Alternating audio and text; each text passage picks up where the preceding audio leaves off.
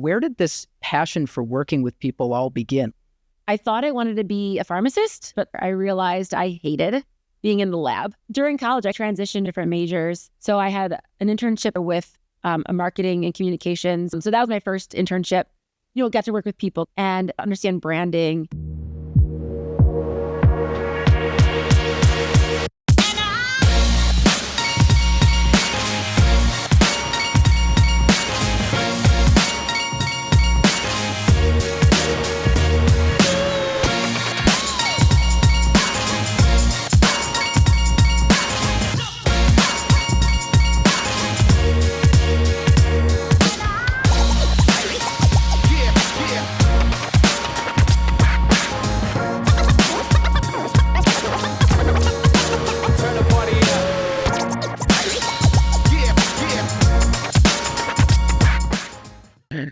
Hey, everybody, and welcome back to the Flow Syndicate Podcast, where we discuss everything mindset, performance, and leadership.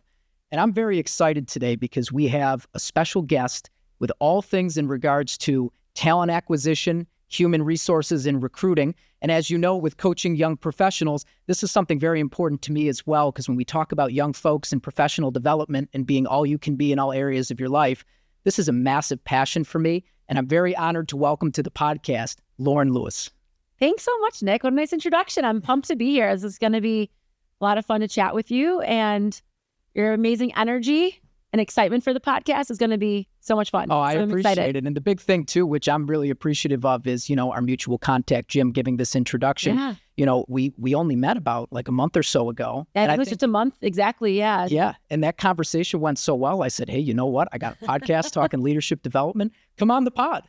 I've always got to be on a podcast. Yeah. So I'm pumped to be here with you. And we shared a mutual connection over just starting a podcast. My company recently launched a podcast as well, the Pain Points podcast, where we talk about all sorts of pain points that business owners and business leaders and job seekers might face, like within business. So, oh yeah.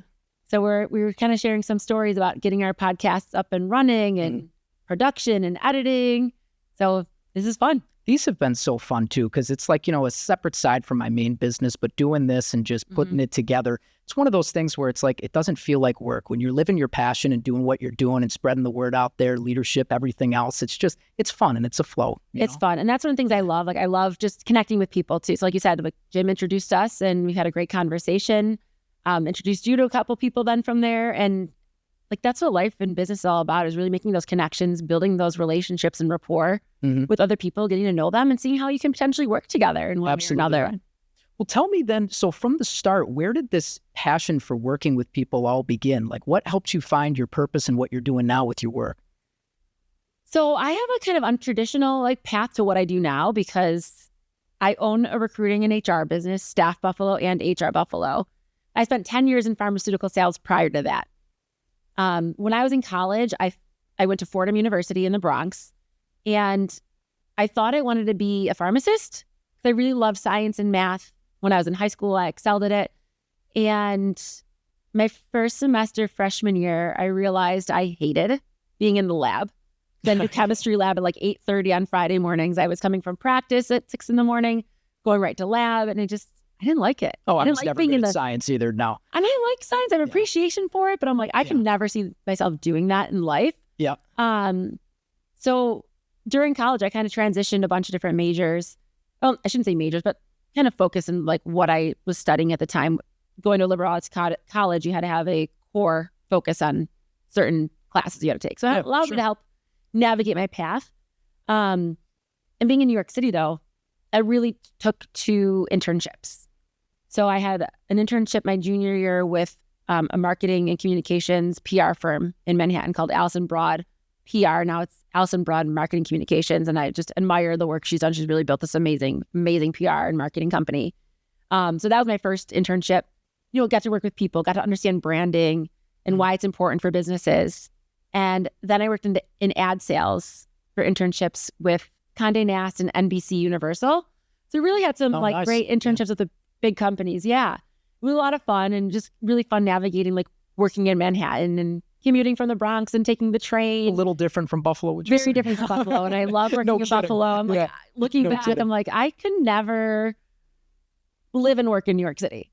the pace of life is just not what I love. And I realized that actually I was like on a subway going to a job interview, like end of my senior year in college, and I was in my suit and it was really hot. And I remember being like, I hate this. Like, I hate being on the subway, all dressed up, sweating. It's like hot. I'm like, oh my gosh, this is not fun. I don't want to do this forever. Yeah. Ended up moving home after college, and I didn't have a job in New York. I didn't have a job in Buffalo. I was still interviewing for jobs in both places. Ended up in Buffalo. Ended up a few months after being here in pharmaceutical sales, where I spent 10 years of my career. And in that career, I really realized how much I love working with people. I love building relationships. I love, providing a solution for the doctors I worked with, for the patients that they were serving, and having that partnership with them and their staff, like, really helped me like find my love for working with people. Mm-hmm. With StaffBuffalo and HRBuffalo kind of translates nicely, because, and people ask me this question all the time, like, how did you make the move from pharmaceutical sales to recruiting? And what I always say, it's the same thing. It's building relationships. It's working with people. It's providing solutions, understanding their needs, and just really developing that rapport with others to help them with whatever need they might have. And even it's just making connections for people so they can navigate the next step in their career. I love that. I love connecting people. I love connecting organizations. I love just, understanding who everyone is and what relationships that, I can have that can help other people as well. So in the current landscape, right, there's a lot of different things that are going on with companies. Some are doing well, some are doing poorly. There's so many different sectors. But when it comes to really talent acquisition and placing folks right in companies, all this stuff, mm-hmm. What do you see currently as some of the main challenges just in the industry overall? I think just overall in the industry right now, I think there are still a lot of companies navigating this post-pandemic world. Mm-hmm. A lot of people, wanted to work remotely. So they were, had their teams working remote. Now there's companies that are like kind of encouraging their teams to come back in office, not keeping a lot of people very happy. So some people like working from home. Some people don't like working from home. It's trying to find that happy mix of what do the people at the organizations want and how can they support them so that they are productive employees for your organization, help your organization continue to move forward, while respecting the work-life balance as well, mm-hmm. and kind of how a person is productive. Some people are extremely productive at home. Maybe they have no distractions, no kids. Some people have kids at home, and they're like, I need to be in the office. So mm-hmm. Everyone has different preferences. I think what we're seeing too with the younger generations and people who've kind of grown up a bit through COVID, they want to be in the office. They want to be around their managers and supervisors and other peers so that they can grow personally and professionally and see what their career ladder could look like. And they don't see that at home. You don't get those extra side conversations at the water cooler when you're home on Microsoft Teams or Zoom meetings, mm-hmm. all day long. You don't get to build those relationships with other people you work with. You don't get to overhear conversations in the office. You don't get to have that maybe one-off conversation with a manager, hey, can I step in on this project? Because you don't really know what's going on. We're just home in your lane on your computer all day, every day. So we're kind of seeing that shift back to people wanting more of that in-office lifestyle. I think a lot of employees do still want flexibility and value that flexibility to work from home if and when they need to, not being tied to their desk from 8:30 to 5 every day. Maybe having some flexibility. Can I come in at 8, work till 4, 4:30? Can I leave early? Can I finish up at home later? Stuff like that. So I think a lot of companies are still trying to navigate, what that looks like for them and their culture at their organization. So for placement, do you work with all different industries? So we work with a lot of different industries. Yes. Mm-hmm. The positions we mostly work on are anything office level admin up to C-level jobs in accounting, finance, legal, human resources, sales, marketing, operations type roles, administration, customer service, mm-hmm. The professional level jobs, really. So that spans really any industry. So we really have a nice opportunity to get to know a lot of different types of companies that are out there. Well, so hybrid is basically what everyone's doing now, which makes sense because I do see the importance, right, of being home, but then also being in the office, right? Because for me, at least in my experience, relationships is like oxygen to me. I'm an extroverted guy. I like to be around people. It's I get off on that. That's something that I really appreciate doing. But if I was isolated for too long, I could do it. But it gets to that point though, where it's this just isn't fun. I mean, I could be productive. I'm still going to do what I have to. But at the same time, if I'm not around people, there's like a flow to that where it's like I get creative ideas. We bounce ideas off each other and you're just in that environment. So my question then for you based on that is, if working with different industries like you mentioned, what industries do you think are more opposed to the work-life balance per se? And also I would say just the hybrid model itself, right? Is there any industries that say we just want our people just in the office all the time? Yeah. I mean, a lot of manufacturing companies are like that. They have, they need their people at the facility, like manufacturing their products. Yeah. So sometimes, it's hard for them to say, well, since our engineers and production supervisors and machinists are on the floor all the time, how come the office staff can have hybrid? So sometimes they want the office staff there to also support them. And also you get a feel of like what's actually going on within the business when you're there. So I think they're trying to find like the groove with navigating that and attracting people to their organization when it is 100% in office type of role. That's an example. Healthcare also is another example because that's an in-person role. Like you're seeing patients in an office or in a hospital. So you have to be there. Those are definitely two of the big ones, I think, where there are, there's definitely a need for like in-person 100% of the time. Yep. They're trying to figure out ways that they can manage like more flexibility. And it's not necessarily a hybrid schedule, but just having flexibility like in the day-to-day and in their schedule. And if someone can work from home if and when they need it. Maybe it's one day here or there, but it's still nice. And that's what people value. I think it's just knowing they might not have to use a PTO day if they can work from home.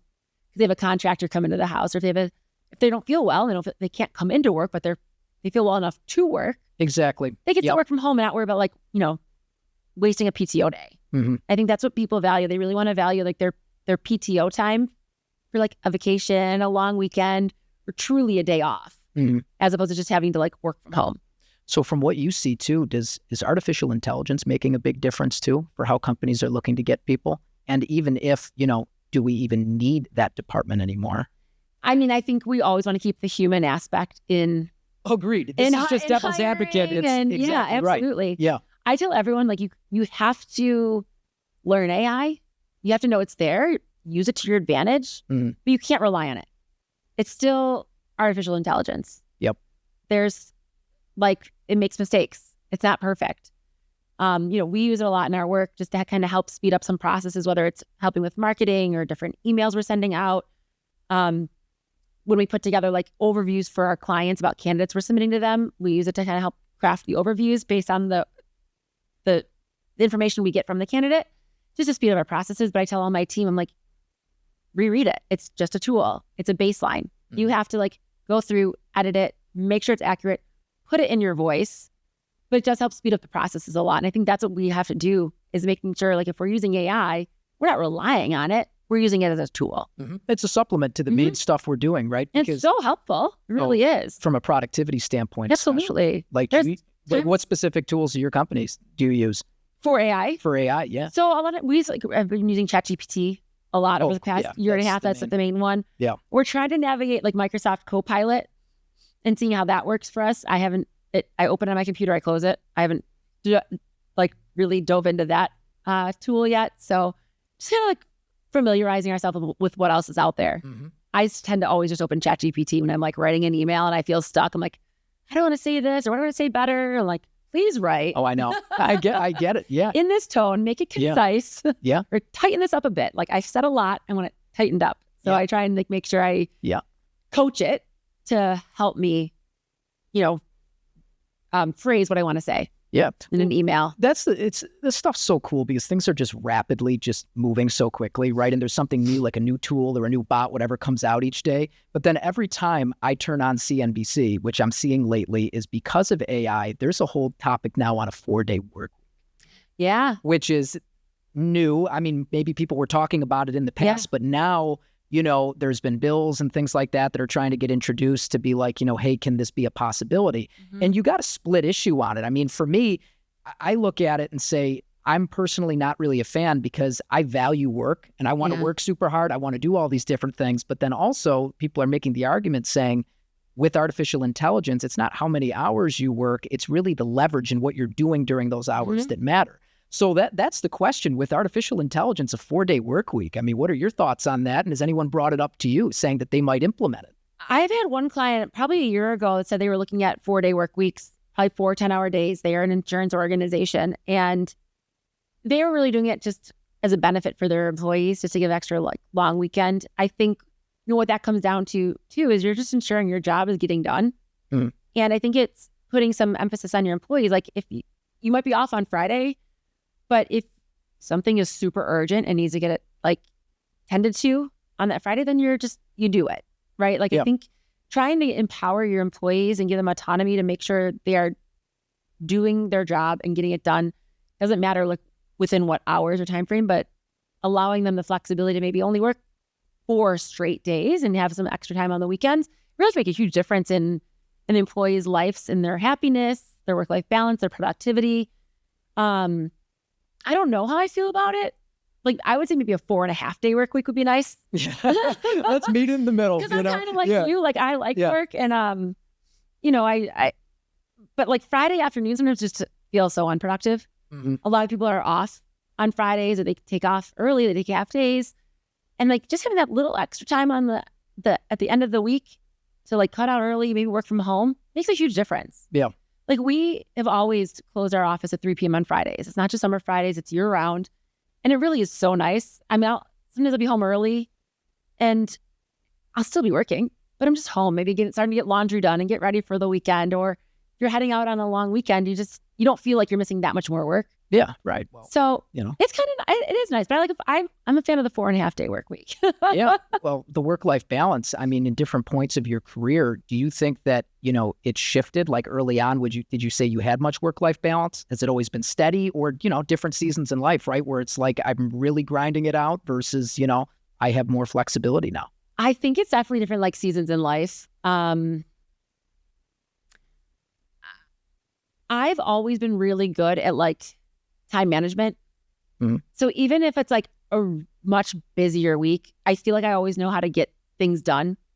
So it's not work is not overruling my life. And I think I have always known how to just manage that and put the line up when work is over and not just working to work, which I could easily do.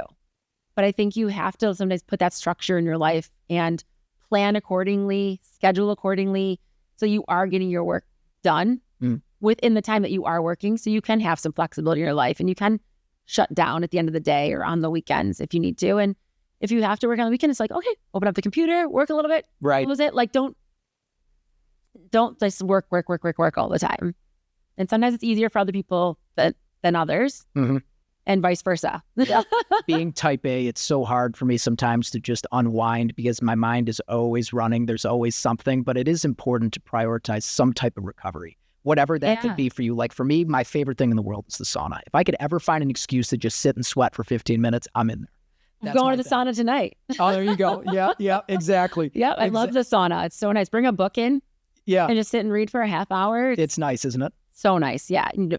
No, a lot of times you don't have your phone with you because you can't bring them in because it's too hot. Oh, I know. Yeah. So that's away from you. I wear my Apple Watch. Can't wear my Apple Watch in there. Just kind of you're cut off from the world for 30 minutes. Anything else you do to de-stress? Fun. Anything else besides that? I work out almost every morning. Yeah. So that's a great way for me to start my day. In Buffalo, I don't walk outside as much this time of year. Yeah. Well, seasons are changing now. So I'm getting back. Oh, if we get back to my outdoor warm a couple weeks ago and snowing yesterday, and it's I'm it's Buffalo. It's Buffalo. So you get used to it. I like to do those types of things. And just on the weekend, I've been getting into golf. So trying to work on my golf game the past few years and get better at that, which I love too. So I think being active is probably how I decompress and from work and just kind of shut down for a little bit and have some me recovery time. Yeah. Well, and for the podcast and, talking about, performance, I have a bunch of different people that come on and they have their own different definitions of what that could be for them. But I try to say the big 3 buckets in life, right? Health, wealth, and relationships. Some people might try to tell you that you can have it all. And to me, I kind of sniff the BS right away. I'm like, what are you selling me here? What are you pitching? I think, like you said, seasons of life and different stages of life, right? what is your price of winning? And when you can define what that price of winning is, then that's going to dictate what balance you have in your life. Like, for example, starting out for me, I would say health, wealth, and relationships. The health and wealth I might be a little bit more focused on, but that relationship bucket is still there. It's just that they're not all evenly filled. So I tell people, figure out what you want, what's your purpose, and then just know that those buckets, no matter what, there's a pay price to action, there's a sacrifice. Those are never going to be level. Yeah, I think you do find the balance in them, though. And that's how you can like really achieve like happiness. Like you need your relationships too to help maybe keep you balanced. Oh, you totally do. But family, friends, significant other, like they have to prioritize those. I've also learned recently though to say no. Yes. To things. I think like I learned that like when the pandemic hit. Prior to the pandemic, I was like always running like work to like networking events and meetings and to this and that, and like you fitting your workout in. I also prioritize sleep. So I'm like, I make sure I'm in bed by like 9 p.m. every night. I get up early.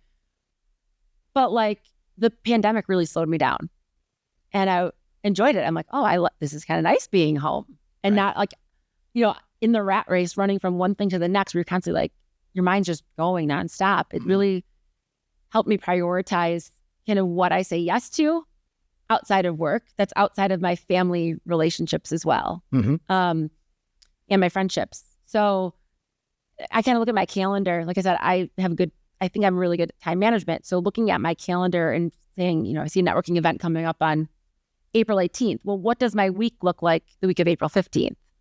Say like, do I want to add that to my calendar or not? Like, when am I going to see my husband? When am I going to see my family? Like, am I seeing my friends that week? If not, like, that's okay. But like husband and family are like my priority. And I want to make sure I, spend time with them during the week as well. Yeah. So just really kind of being more conscious about how I spend my time outside of work helps me balance like, the health, wealth, and relationships. Yep.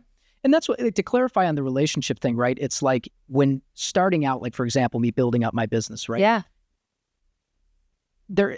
Being an entrepreneur, it's not for everybody. No. What I would say is there's periods of isolation. There's things that, you have to sit down and just work. But what I do is, even though the relationships piece might not be as high as some of the other things in order to get things off the ground, what I say though is, even though there's a difference in level or time spent on those, just be fully present in what you're doing. So for example, even like, if I'm going with my family out to dinner or whatever it might be, I try to be fully present in that moment. Yeah. Because the one thing is, if you're a workaholic, and so many people, you can't do that, because if you go to see your family and work is all that's on your mind, they're going to know too that you're not present there. And that's going to piss them off. They're going to be like, hey, listen, I've been waiting for like a month or something to get together with you. We got the whole family here. I know. And you're just sitting there not even dialed in or focused, And it's nice to tune out though. Like, and just focus on your, like, tune out from work and focus on your family and friends. You need that. You need to shut it off sometimes. And yes, when you are an entrepreneur, it is your life.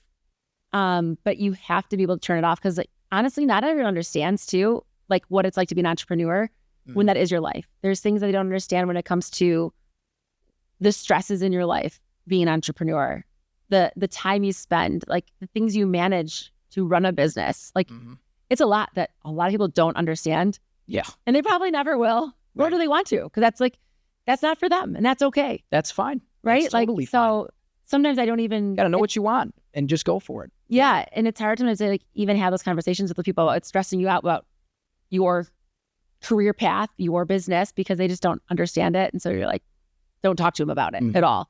Sometimes you got to find those outlets too to help you, where you can decompress and de-stress with someone else who understands you and your business and the lifestyle that it brings. Well, let's talk about your business then. What was it like getting it off the ground and running?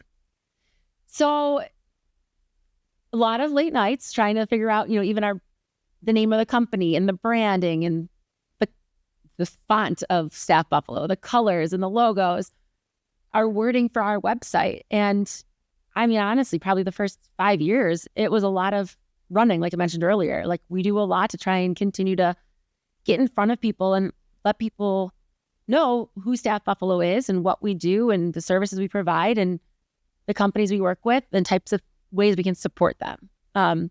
It's still a lot of that. Now I'm very thankful we have more of a team. So like I said earlier, I can say no to more events, right? Like after work, not running from one thing to the next, because they feel like you have to do always networking and business development and marketing. Then we have a team now that can also go out and, do that on our behalf too. So it's nice. a lot of it building the business from the ground up. We bootstrapped a lot of things. So we did a lot of things like just organically and internally, even when it comes to marketing. Now we have a marketing manager. So that's very helpful.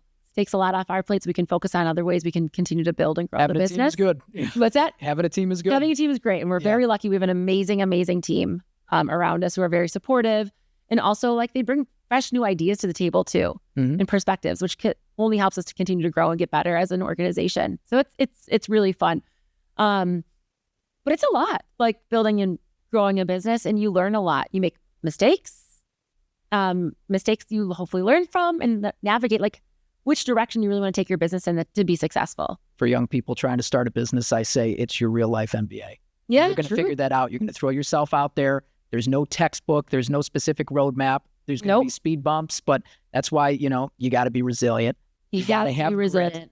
You got to have mental toughness, and you got to know that, listen, I try to say, don't be a pleaser. Go out there, be yourself, but just know it's like if words can affect you, if someone says something or even you get rejected, whatever it might be, if words can control you, then everything else can control you. So you got to own who you are. Yeah. And you just got to stick with that. And you have to have thick skin. Like you said, you have to have that resiliency, that grit. And I like to say, you have to see the long term in it. Owning a business is, you're not going to be successful right away. There's going to be ups, there's going to be downs, there's going to be all sorts of things in the middle. And you just have to kind of like stay focused and stay positive on that long-term projection of your business and what you want out of the business in the long term. And kind of keep your eye on the prize, like the hockey stick effect. You want it to go up, but it's going to be like this. It's not going to be a straight line. No, all the way up. There's going to be, like I said, peaks and valleys, and it's going to go up and down. You got to see yourself through those things, and you got to get sometimes creative about how you can adapt your business through some of the downs and get it back up on the upswing again. And when you start out, you wear all the hats, right? You wear every hat. The sales, the marketing, the fulfillment, everything. But now, which is great that you have a team that can help you.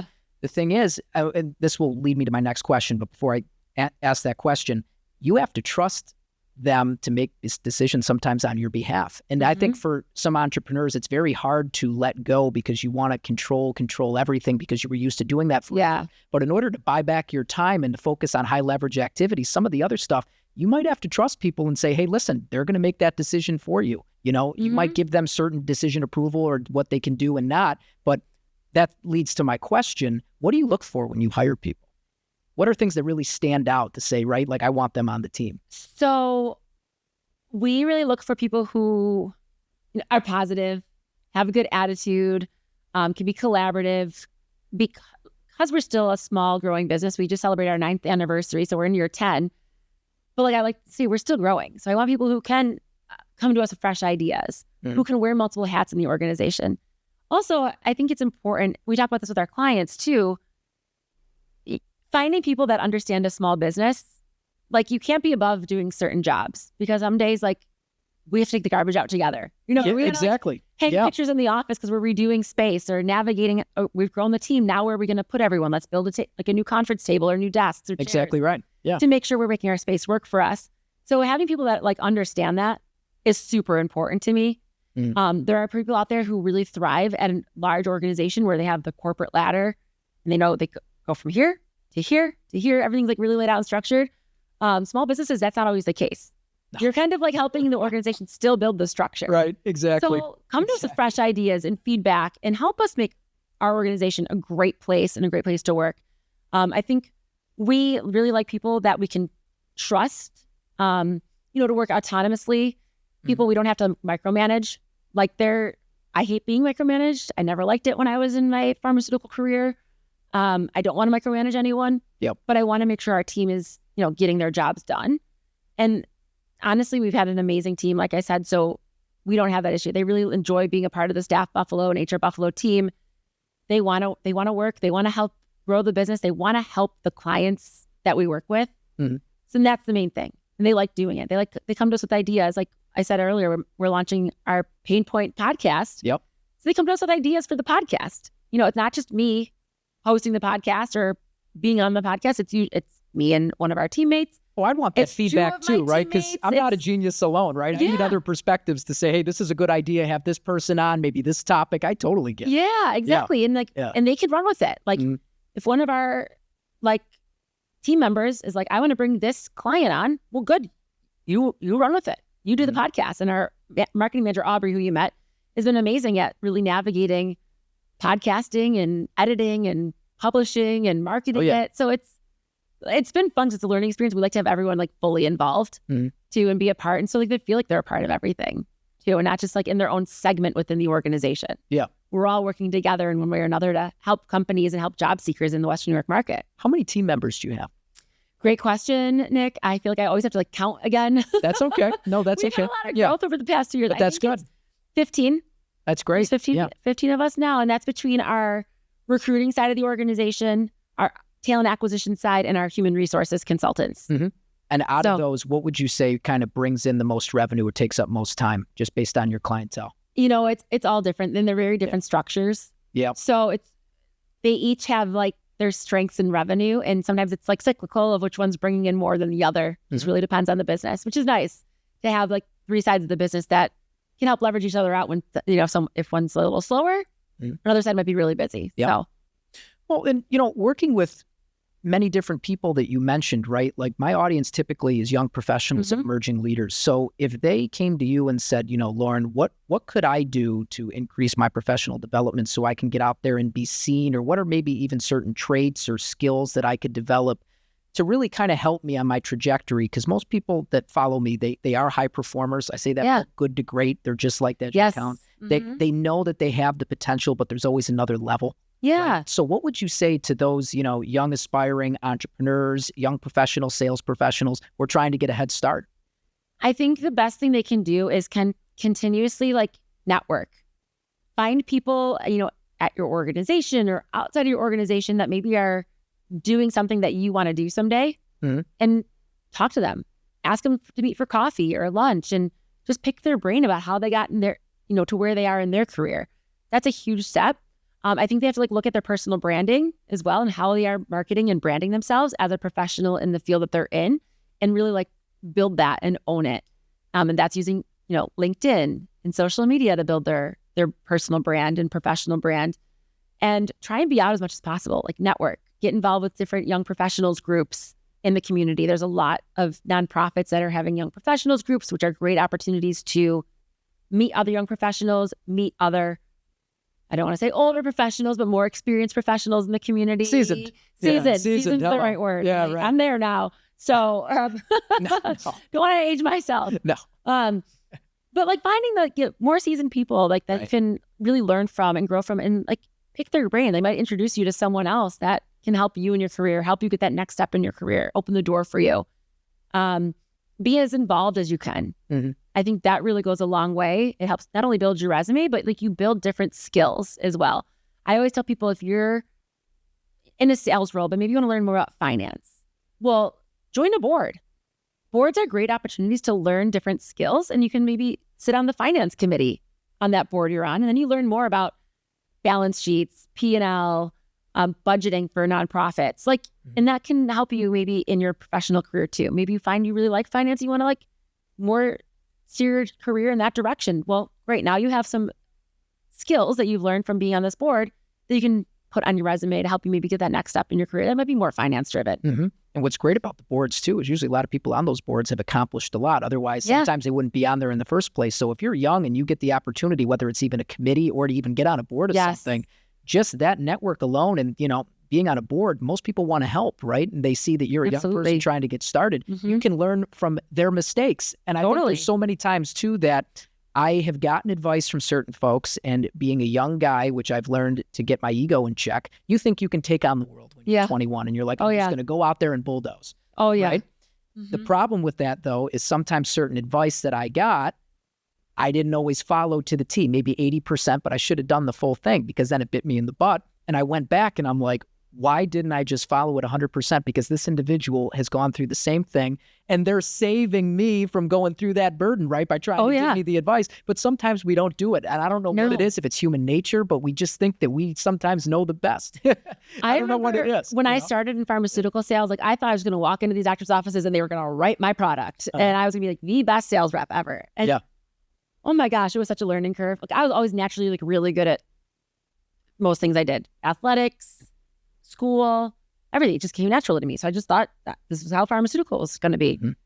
And I had it was hard. I had to really learn to step back and like learn from my mentors and my manager about how I can really be a great sales professional. And it's taking a step back and like learning, listening, asking questions. Yes. And, not being afraid to do that. I think I was kind of afraid to do that at 22 years old, 23 years old, because I thought everyone expected me to be just like great at it. But I think, now as a 40-year-old who's like had a successful career in pharmaceutical sales and now is like, I'm thankful I have my cousin who's my business partner, at StaffBuffalo, but we've built a great business together. But it's being inquisitive and learning along the way and being open to constructive criticism. It's only going to help you continue to grow and develop to be a much better professional and person, really.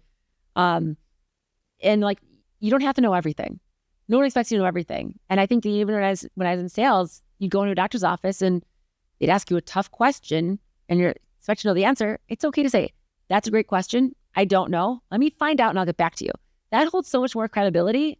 And it's not just in sales, it's in any aspect of life to show like, you don't have to know everything, but like find out. And when you take the initiative to like find out the answer to a question for someone, it goes a long way. Is there any specific moment in your professional career that really stands out to you or that you remember where you got some criticism and it was something that maybe really affected you, but it was something that stuck with you that you felt so much that you said, you know what, it turned into a positive, and based on that negative experience, I made a big change. Do you have any of those like light bulb moments where you just remembered one thing that just really pushed me over the edge, but it helped me? There was like it was early in my pharmaceutical career, probably in the first year to 2 years, probably a year, I'd say. And it was when I was struggling. It wasn't coming naturally to me like everything else was. And I was frustrated. And I think sometimes, like I said, got to check the ego, and take that step back. Okay, how can I make myself better? What do I need to do? But I remember I was really frustrated at one point and I was on the phone with my mentor and I drove from Orchard Park to Dunkirk, Fredonia to the exit. I was going to go see some offices, but like we were having a really great conversation. I was crying because I was just so frustrated. And I drove, it was like the end of the day. I couldn't see any doctors at that point anyway. So I drove back to like Buffalo, on the phone with her. But it was literally that moment I specifically remember where I was like, that was like the light bulb for me. Like, Lauren, like and it was a really good moment because like I think she was coaching me and my manager also knew like I was just frustrated, but it was a really good moment for me to kind of think more about like what I was doing instead of just doing.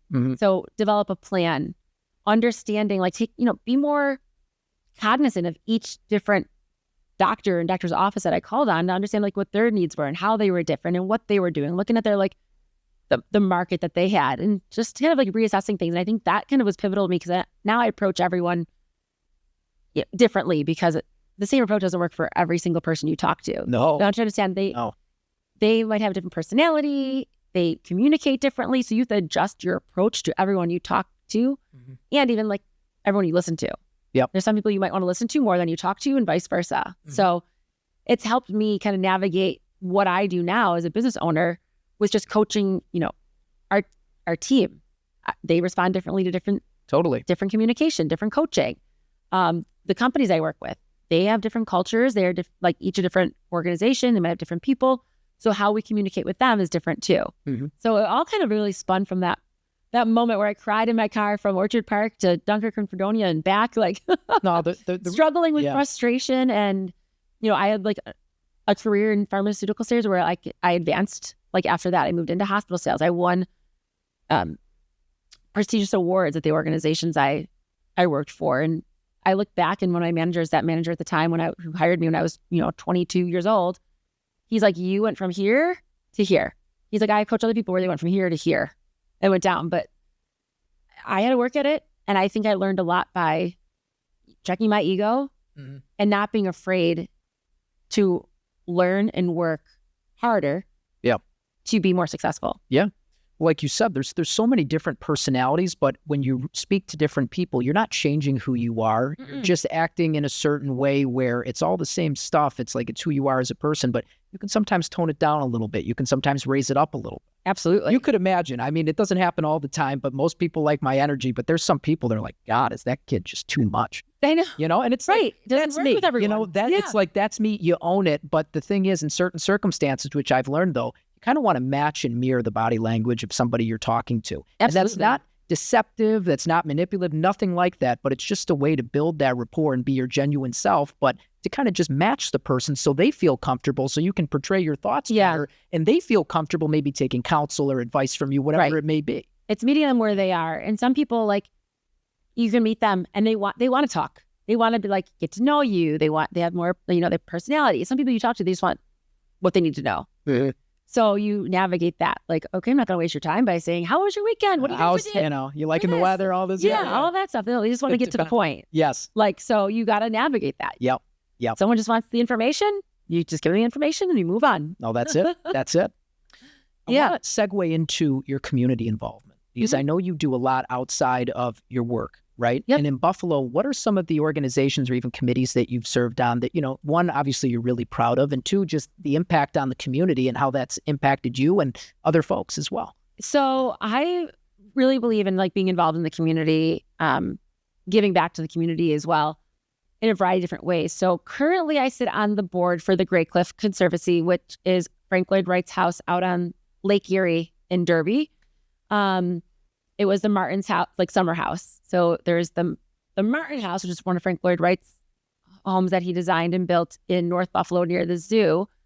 And then there's the summer house for the Martins out on the lake in Derby. So that's really fun. I've always been a fan of Frank Lloyd Wright's work. So helping to preserve his work in this community, I think it's such a gem in Western New York that we're lucky to have. So being able to be a part of that and really seeing the firsthand experience of maybe what it was like back when the Martins lived there. Yeah. And then, what happened to the home and how this conservancy group came together to restore the home so it wasn't demolished by a developer who's going to build condos and townhomes there. Right. We still have this beautiful gem on Lake Erie. So being part of that is really great. And I get to meet some awesome people through that organization as well. I just rolled off the Buffalo Niagara Human Resources Board. I was president for essentially 4 years. And I was networking chair for 2 years as well. So that was a great board. Yeah. I would like to say, I own essentially a human resources company, but I'm not a true HR professional. I know enough about HR to know what work needs to be done, but I'm not the one that's going to go into an organization and do the work. We have a team of consultants that do that, and they're amazing. So it was a really great opportunity for me to sit on the board for the BNHRA. Sure. And, really get to work firsthand with HR professionals, understand some of what they go through as HR professionals, but also help advance HR in our community and provide networking opportunities for HR professionals and other business professionals locally. We're not just exclusive to HR professionals. Right. Yeah. And professional development opportunities for them. So I had to learn a lot through that experience, which was really fun. I'm involved with my alma mater, Narden Academy, as one of the alumni chair for Buffalo, our local chapter. That's been fun. I love giving back to the community. I love working with the students at Narden and helping talk to them too about, what their career path might look like and navigating that, or navigating college and what they want to do in college. And then looking at career options. So that's been really fun and rewarding for me. And then connecting with other alums in the community as well. What else am I involved in? I'm involved with a group called the 50 Fabulous Women Giving Circle, which I'm on the executive committee for that. And that is a group of women. It says 50 Fabulous, but we are much stronger than 50 Fabulous Women. We have probably 200.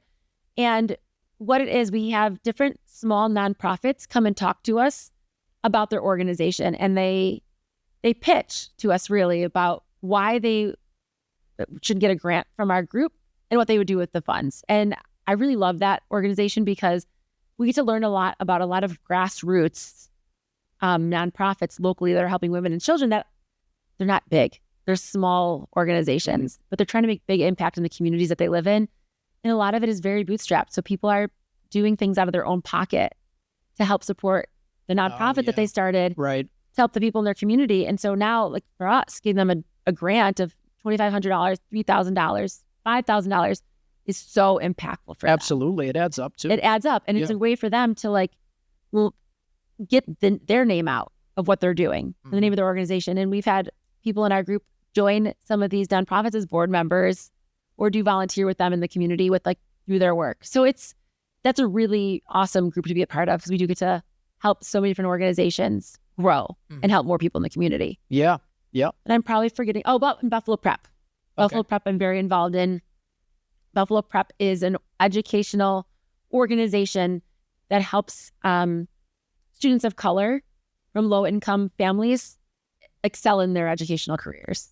Oh, that's great. Yeah. It's an additional educational resource for them. They go to their school and they go to Buffalo Prep in the evenings and on weekends for extra like curriculum. And it's support for these students. It's really, Buffalo Prep is helping to provide educational equity within the community. Oh, that's fantastic. Which is awesome. Yeah. So they do a lot of work around, DEI and, combating systemic racism and just empowering the students that they work with. These students are brilliant. So they really help to empower them so they have a confidence and get to the next step in their educational career. So if they're in, elementary school and they're going to high school, they help them identify scholarships so they can go to a private high school and then help them navigate high school and get through to getting scholarships to college. So really setting them up for amazing success like in their careers too. It's an amazing organization. So yeah. Love being a part of that. The first guest, Chris Jacobs, who I had on the podcast, he was talking on here about which it's sad and we need to do more, but we're just not doing enough for our kids in the community. I know. It's really sad. That's why hearing what you're talking about, I appreciate your involvement. That's something that, we need to do and we need to continue doing. Yeah, we have to advocate for the young kids. A lot of them don't have that in their lives. There are a lot that do. Maybe they don't have the means for it, but they have parents and adults around them that know there's more out there for them. So they help find that. There's a lot of kids out there that don't have that, don't have those resources. So we have to help them, just advance in life and find the resources that can really help them. Yep. Well, it seems like all the stuff you're involved in, that's fantastic. They seem like great groups. Yeah, they are. I love them, of course, because they're things I'm passionate about and really enjoy, but there's so much out there, other amazing groups in the community. So we're lucky in Buffalo that we have such a great woven thread of organizations and people in the community that are all trying to work together to continue to help and advance our community and keep moving Western New York forward. Absolutely.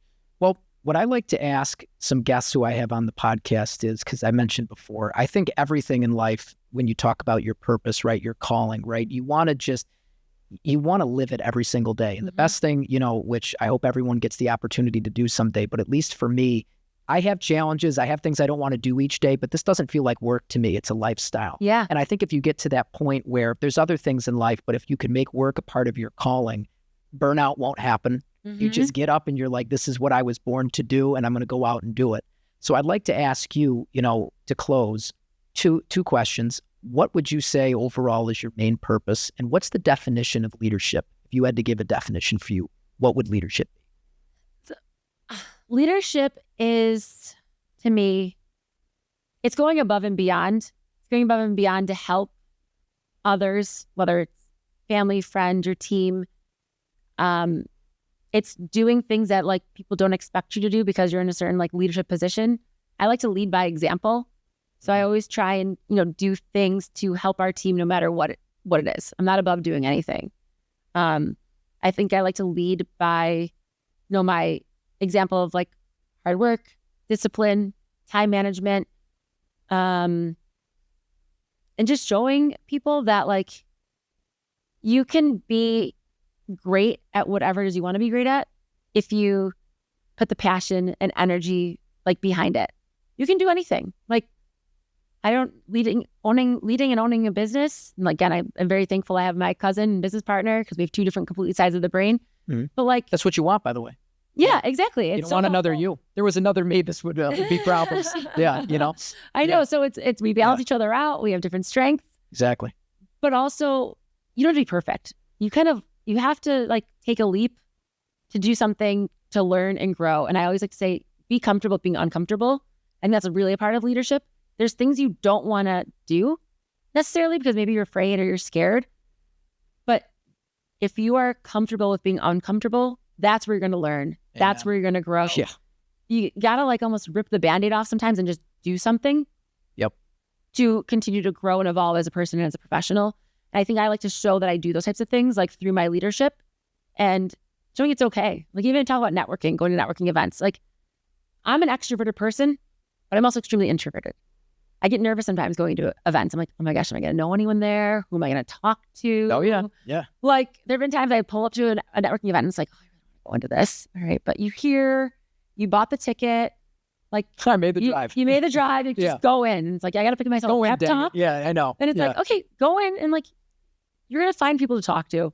I always say like, go to the food line or go to the bar, get like a drink and start talking to someone right there. There's going to be someone else at that event that maybe doesn't know anyone and strike up the conversation with that person.